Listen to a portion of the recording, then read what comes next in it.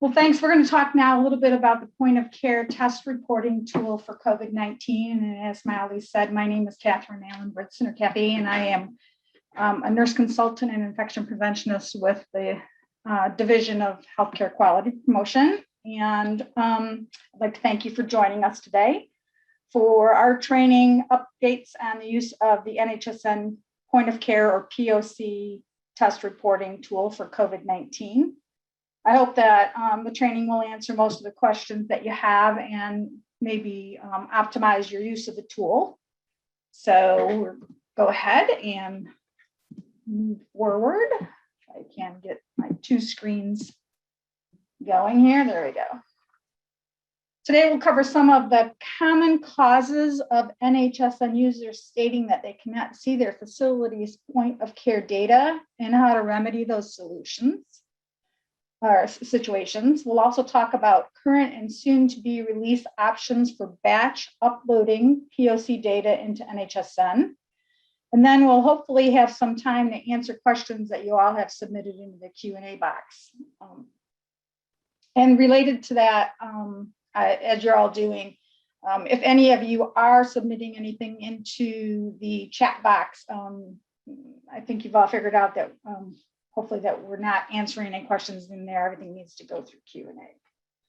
So if we don't get to your questions, please submit those to the NHSN at cdc.gov. And if it's about POC, if you put into your subject line POC question or something that says POC, it'll get triaged to the subject matter experts for POC, and hopefully you'll get a quicker answer, which I know is always something that you guys are, of course, interested in having happen. So that'll help.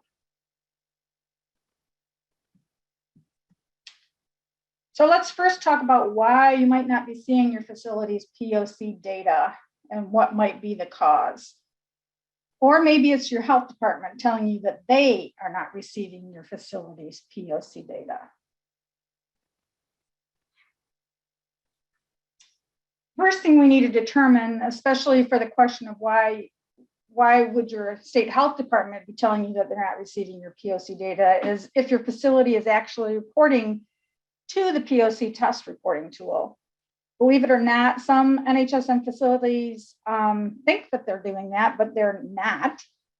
So some of you may have seen the schematic before, but it may be new for others. It portrays the various elements of the long-term care facility COVID-19 module. You'll notice that there are three elements: the surveillance reporting pathways, the COVID-19 point of care or POC test reporting tool, which we'll be talking about today, and the COVID-19 vaccinations element. The surveillance reporting pathways provide information on disease impacts on residents and staff, as well as the medical equipment and the supplies needed to care for ill residents and prevent the introduction or spread of the disease within the facility. This is the calendar view, which you're also used to seeing, and on which you report total numbers. The POC test reporting tool is another method long-term care facilities can use to characterize the burden of COVID-19 within their facility for public health authorities. Through this tool, personally identifiable data, such as the person's name and contact information, are collected, along with their COVID-19 test results. NHSN users sometimes confuse the surveillance reporting pathways, which include the resident impact and facility capacity pathway, with the point of care test reporting tool. They are two different means of reporting the NHSN.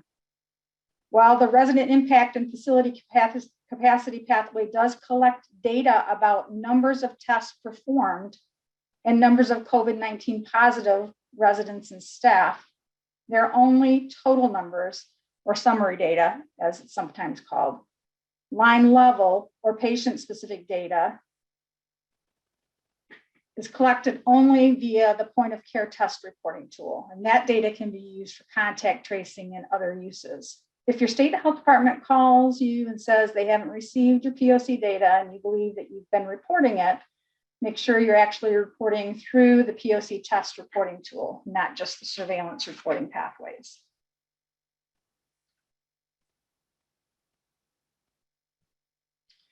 For further clarity, this is the way one goes about entering data for the surveillance reporting pathways. Note very soon, as Molly said, that it will say pathway data reporting instead of daily entry here. That data is entered on the calendar feature. Types of data entered here includes counts of residents and facility personnel newly positive for COVID-19 based on viral test results. COVID-19 related death counts among residents and facility personnel, staffing shortages, availability and surge capacity, use of personal protective equipment and alcohol-based hand rub, monoclonal therapeutic availability and use, which Molly just covered, ventilator capacity and supplies for facilities with ventilator-dependent units. This, on the other hand, is how one goes about entering the point of care test result reporting tool. You'll notice that right away, you're taken to the data entry tool, screen, which is not a calendar, and which requires you to enter person-specific information, not total counts of data. There you have the high points of the difference between the two ways of reporting COVID-19 data to NHSN.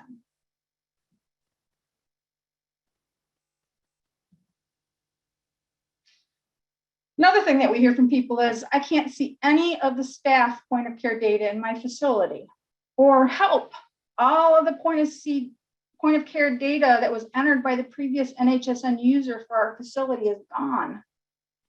More than likely, this is related to an issue with rights to view data, staff point of care data. When the point of care test reporting tool was developed, it was recognized that some of the staff data was sensitive, including the pregnancy field, but also address, phone number, etc. And therefore, it was decided that the NHSN facility administrator or someone with NHSN administrative rights should determine which NHSN users would have rights to that data. Therefore, someone in the facility with admin rights must assign rights for viewing, entering, or editing staff POC data. Unless this is done, you will not be able to view, enter, or edit data, depending on what rights are assigned. Do not use someone else's login. Each person must go through a security clearance process and receive their own grid card and use this when accessing the NHSN POC system.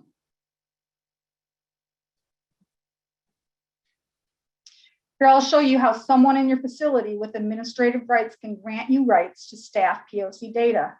This information is also available in our POC frequently asked questions document, which we'll show you a little bit later.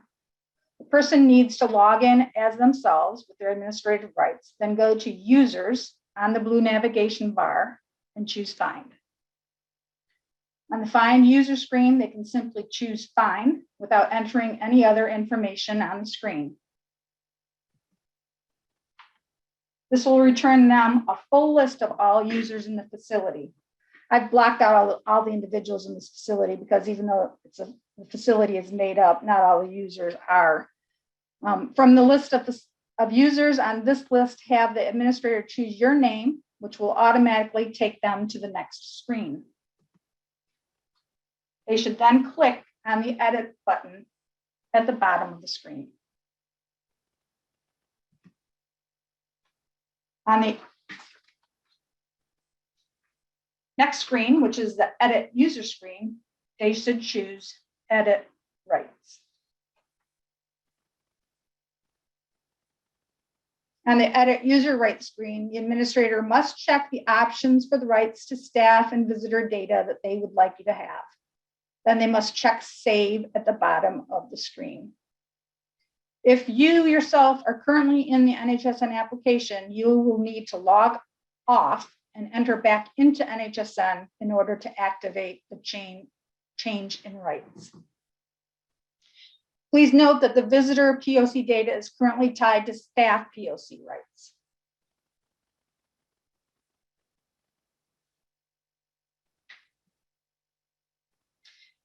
Maybe you're running POC analysis or line lists and the data you're looking for is not there. Maybe there's no data in the line lists. Maybe there's data, but not the data you're looking for. Have you generated data sets in analysis? If you're asking yourself, what's a data set? We may have identified the problem. When you go into the analysis function of the application, you have two options: generate data sets and reports. If you click on generate data sets, you come to this screen. Let's talk a bit about data sets.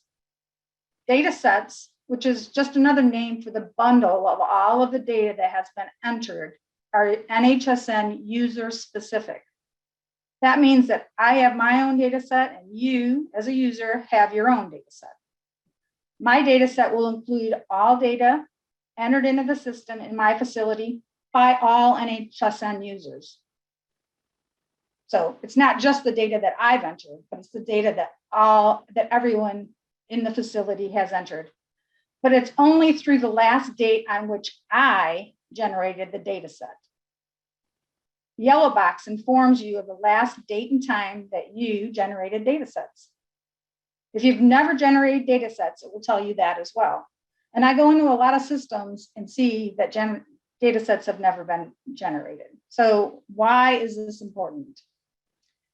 In this case, the message tells me that the last time I generated data sets was March 2nd at 11:11 a.m. Therefore, any data that was entered into the system since 11:11 on March 2nd would not be included in the reports that I ran unless I regenerated data sets. So to ensure that you always have the most complete data in your analysis, always generate reporting data sets before running reports. If you're not seeing any data in your reports, it may be because you haven't done this.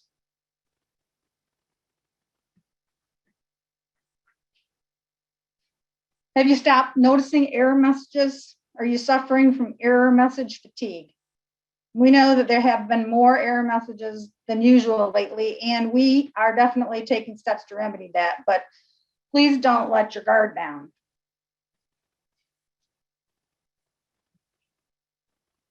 If you encounter an error message while entering a POC test result, ensure that the result's saved. Don't assume. To check, go into the POC test result reporting page and choose Find Resident Staff Visitor. Find the individual for whom you were entering the result when you encountered the error message. Check to see if the test result for the date in question is recorded. If not, it didn't save, and you'll need to enter it. If it's there, all's good. You can move on to entering your next result if you have one.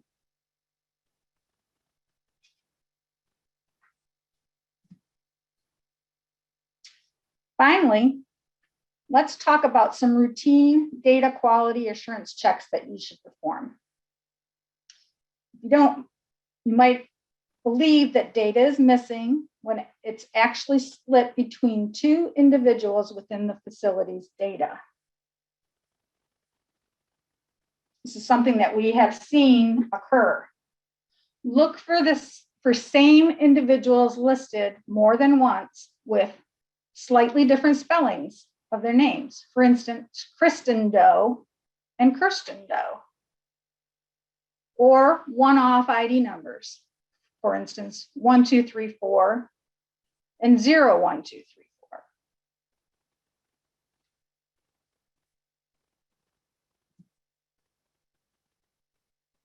If you have these, as I said, you might have POC data that has been split between these two individuals.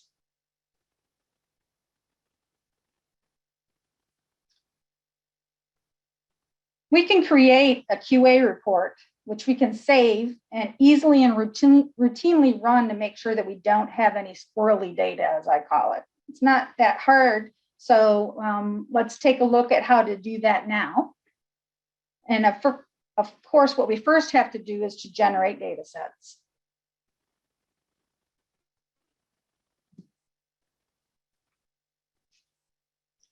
Next, we're going to choose the correct type of line list. And for this example, I've chosen a resident line list. But of course, you're going to need to repeat the process for the other types of line lists. In other words, for the staff and the visitor line lists. So once you choose the type of line list, you choose modify report.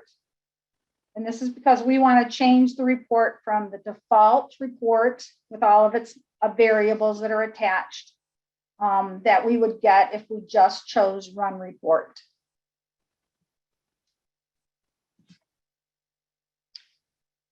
From the options that are available, choose the Display Variables tab at the top.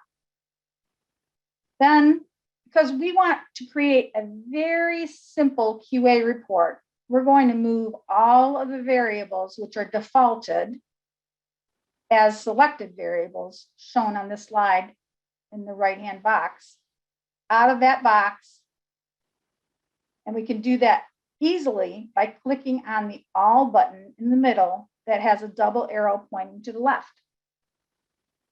All the selected variables will then be moved into the Available Variables box on the left.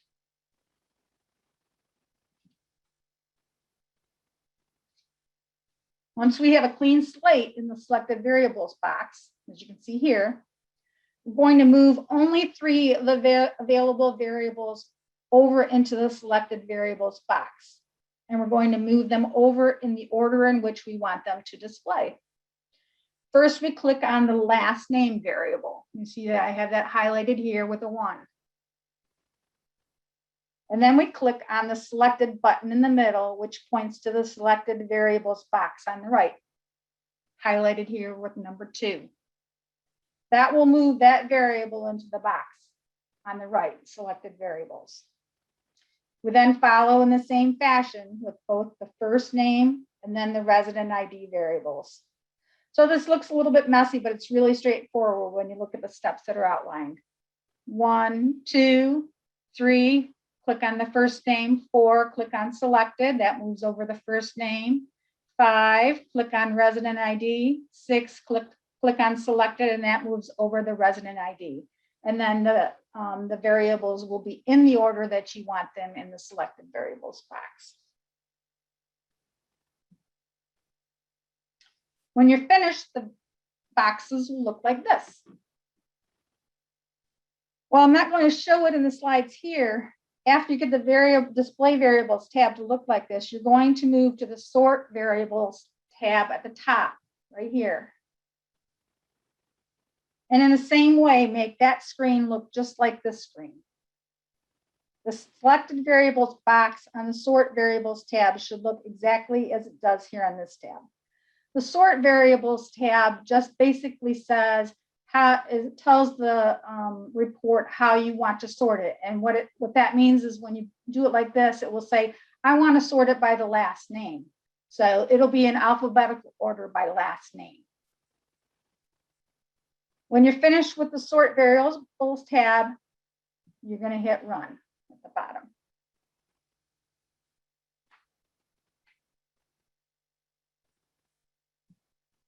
And finally, I'm assuming that we're going to like this. So we should name this report because we're going to save it. So I've just typed in routine QA report, but you could type in whatever you want and then choose save. You're in the middle of the screen. And then you're going to find that the output will be listed under your custom outputs. I've shown you that here. If I was to go back out to analysis, reports, COVID-19 module, POC testing, you see here's your line list, and under custom reports, here's my custom reports, and here's my routine QA report. I could just, every time I want to run it, I can just go to that report and hit run after I've generated my data sets.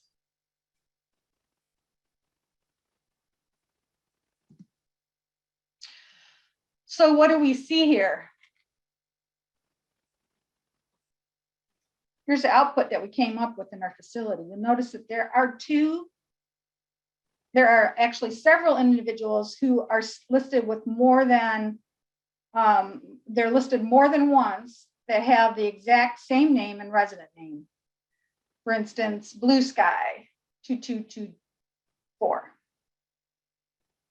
That's really just simply the way the analysis handles the multiple test results for the same individuals at this time. So there's no error there. That's just indicating that the same individual with the same resident ID has more than one result. We're looking at whether or not we want to change that for the future, but that's how it looks right now. Not a problem. However, there are two individuals who have the same first and last name, but a slightly different resident ID. You see here we have Clampett Ellie 2222 and Clampett Ellie 2226. And then we have What a Guy with different resident IDs. It's the same resident ID, except that one of them has a leading 0 and one doesn't, if you look closely. That could definitely be a problem. And how could this accidentally happen? Well, it could just be a typo, especially something like this. Or it might be something like, in this situation, this could be an individual's birth date being used as a resident ID.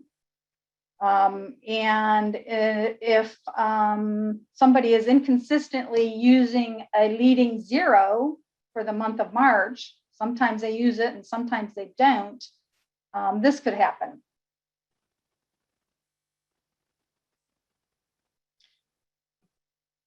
So it's a problem because sometimes, you may not even notice that you've done this. And sometimes you might enter test results for What a Guy under this ID, and sometimes you might add them under this ID.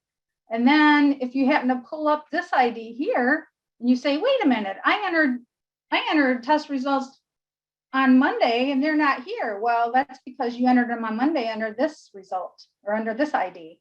So it looks like you might have missing data or the system's losing data when actually that's not the case.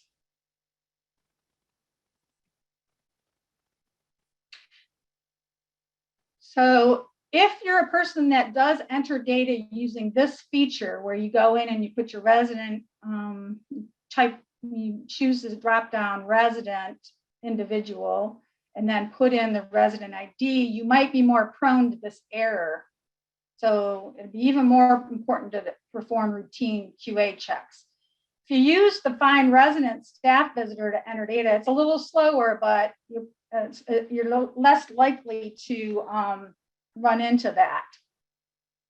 As you can see that here, if you go in and you look for the last name, Guy, oh, here you see, oh, I've got two What a Guys here. Oh, they have different ID numbers. Something's wrong. Same names, same gender, same date of birth, but a different ID. This is probably a problem.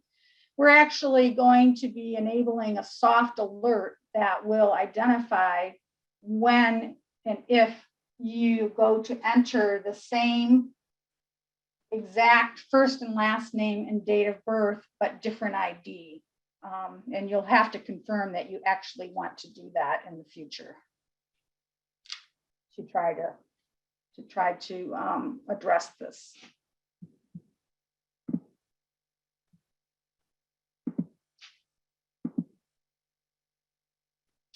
So one other thing that I would like to say is that it's really a good habit to always run an analysis, run a line list, and save it to your computer each time you finish adding data. As we've worked through with some facilities, there are questions about data that they thought was in the system. We have, stressed with them that that's really the best practice. If you're entering data once a week, once you're done entering your data, generate data sets, and then save that, run that line list and just save it to your computer. And you can always go back and look at it and see so that it can be referenced. And of course, we are the federal government and we are here to help. That usually makes people laugh. So we do have lots of references, and I would bookmark this site if you haven't done that already. It is the NHSN COVID-19 site, or just the NHSN website. And then here is the long-term care COVID-19 link. And that is one that you definitely will want to bookmark. Also here. And as I mentioned, on that page is the FAQ, or frequently asked questions document, for the point of care test reporting tool. And I can't stress enough how many answers to frequently asked questions are here. This is like 22 pages, and we keep this updated. There'll be another update coming out with the next release, which is slated for April 15th. It has lots of actual screenshots, so it's not just a text only document. So I think you'll find it really helpful. So please check that out if you haven't done so already.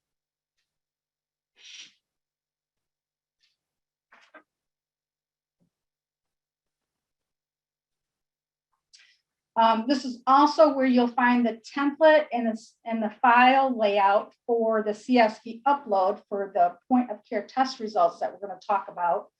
That are slated to come out April 15th, and that I know you are all so excited about. As you can see right now, there are templates and file layouts for different types of Csv uploads for point of care test results. And also for the other types of COVID-19 data that you can upload. But this is also where you will be able to find those documents for POC test results. So let's talk a little bit about the options for Csv Upload. About what we have now and about what we will have in the future. So right now, what we have available are a resident demographic data upload availability. So meaning the information about where the patient lives, the patient's name, their date of birth, all of that information. That's probably, honestly, the least helpful maybe of all of the options. We have a staff demographic data by CSV. That's very helpful when you're first coming onto the POC test reporting tool, because if you have a CSV file, a comma separated value file or an Excel file that you can use from perhaps like your HR department of all of your staff, that includes the required data fields, you can batch upload all of that information rather than having to enter it one by one. And so then all of that information is there. And when you actually have to enter a test result, you can go in and enter the test result manually. Soon, you'll be able to enter the test result by CSV. Soon, but not right now, unless you do that by one of these other means here. We can right now, facilities can right now upload test results for POC reporting via something called NHSN Direct. They can do that either by a CSV file or by something called an HL7 messaging format. NHSN Direct is something that has to go through a provider called Rosetta Health, and there it does require that your system have an electronic health record, and it's an automatic process. So it's a matter of, you don't actually hit a button and tell it to send them that information. It's routinely sent. Some facilities, prefer not to send it that way. They want to look at their data before it gets sent. So you need to know that. And there is a small associated fee. That fee doesn't go to us, it goes to Rosetta Health. You can go to our website and provide and look for information if that's something that you're interested in. Or you can simply wait until April 15th, which is only a couple of weeks away, for when we have the ability to upload POC test results via a CSV without going through NHSN Direct. So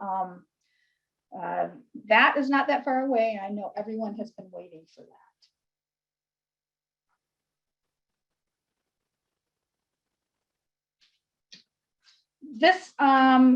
This shows the demographic data, just to be clear, for a staff person or a facility volunteer contractor.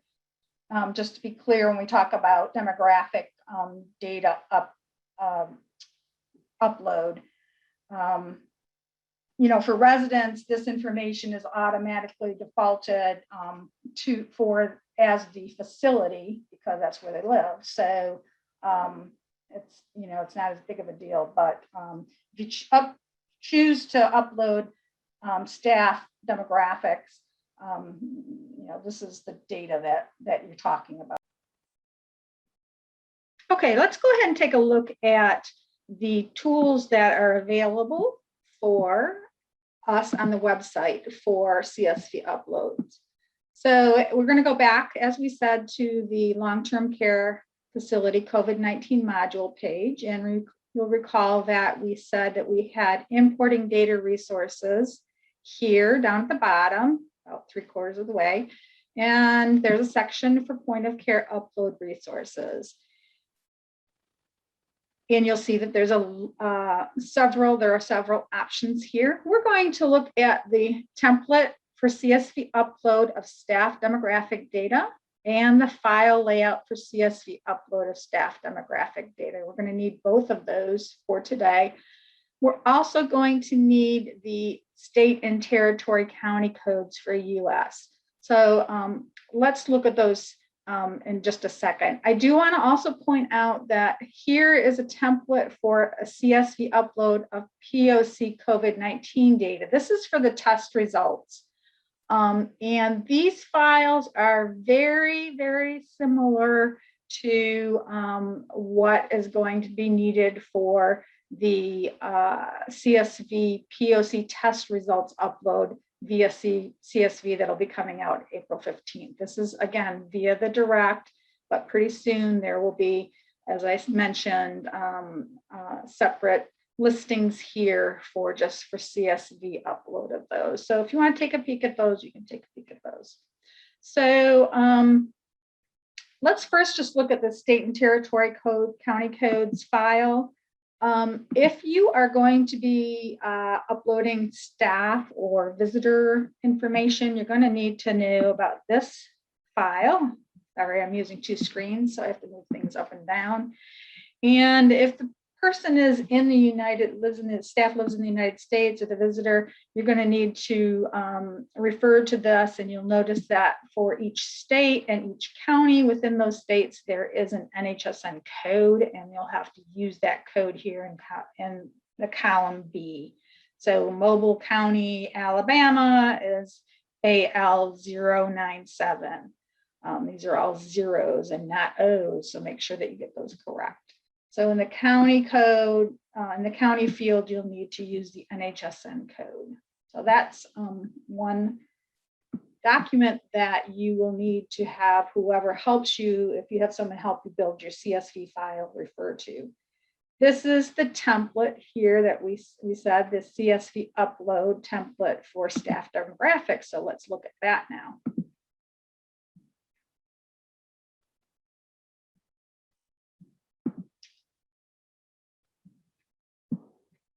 So you'll notice that there's a header here that tells you has abbreviations for each of the columns, and you can surmise what they are: staff ID, given name, middle name, surname, date of birth, gender, ethnicity, race codes, address 1, 2, city, state, county. Again, this county is where you're going to use that county code, zip code. If there's a zip code extension and you have it, it's an optional field. Country code, this is in case the staff person or the visitor is from the US or Mexico. Home phone, and this is a home phone extension. And then there's a comment field. So how do you fill these in? So that's what we need to go to the file layout for the CSV upload staff demographics. And that basically provides you definitions for each of those fields. And so you'll see here, the staff ID number tells you it's a required field, and that it can only be up to 15 characters in length.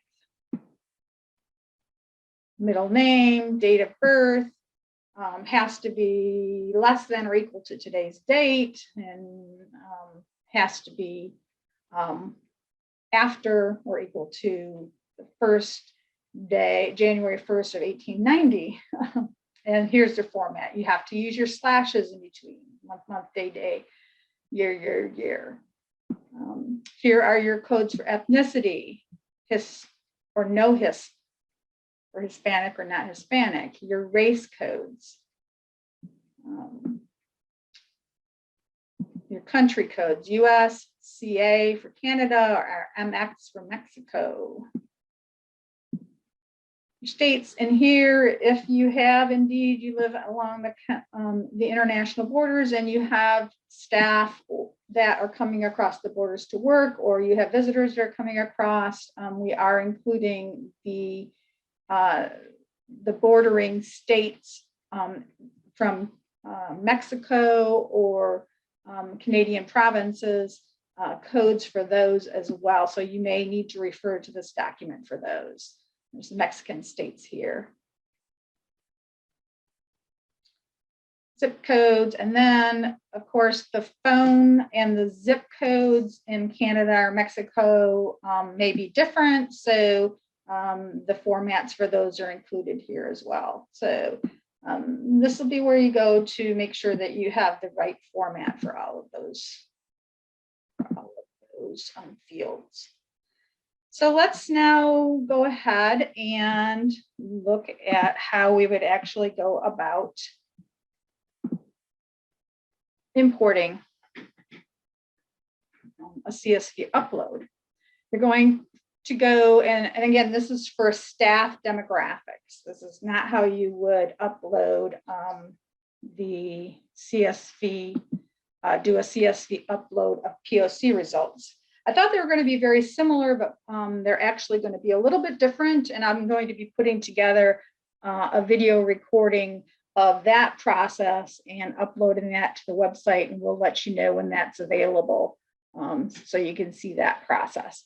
But for the CSV upload of staff demographics, you're going to go to import, export, and you're going to go to choose the staff option here.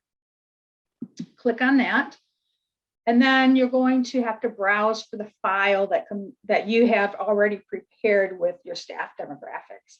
So hopefully you have maybe an HR file that you can use to pull all of the data that's needed. And I prepared two files.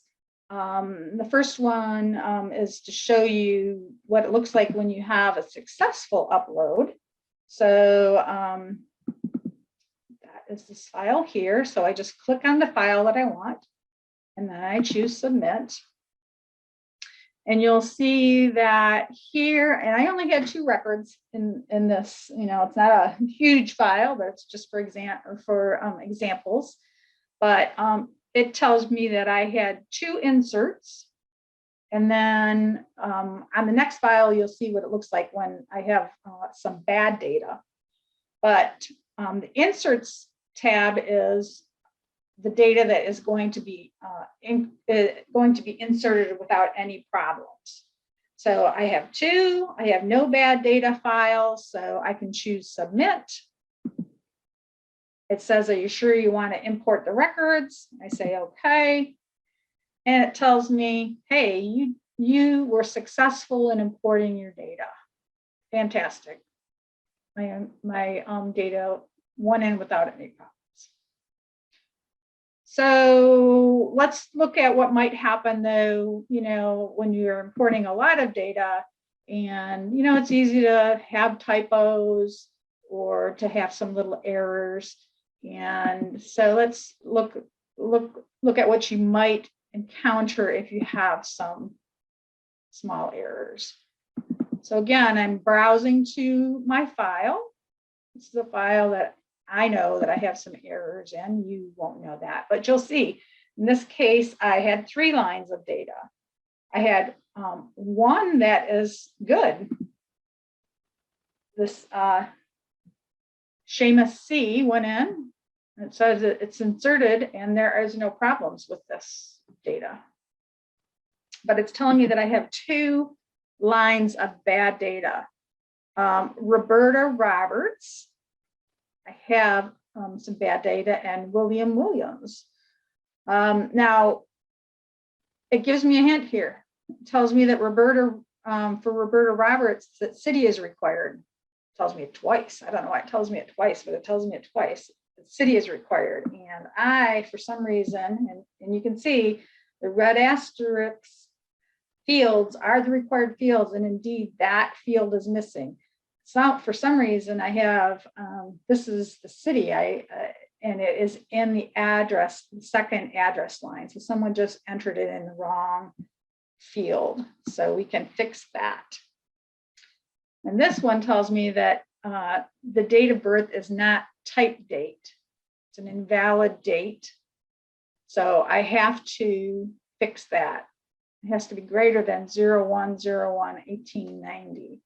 And indeed, it actually is red here. They highlighted it in red. So it makes it easy for me to see that I have an error there. So I'm going to go through these one by one and edit them to fix them. So I know with Roberta Roberts, it was that I'm missing her city, and actually her city is here.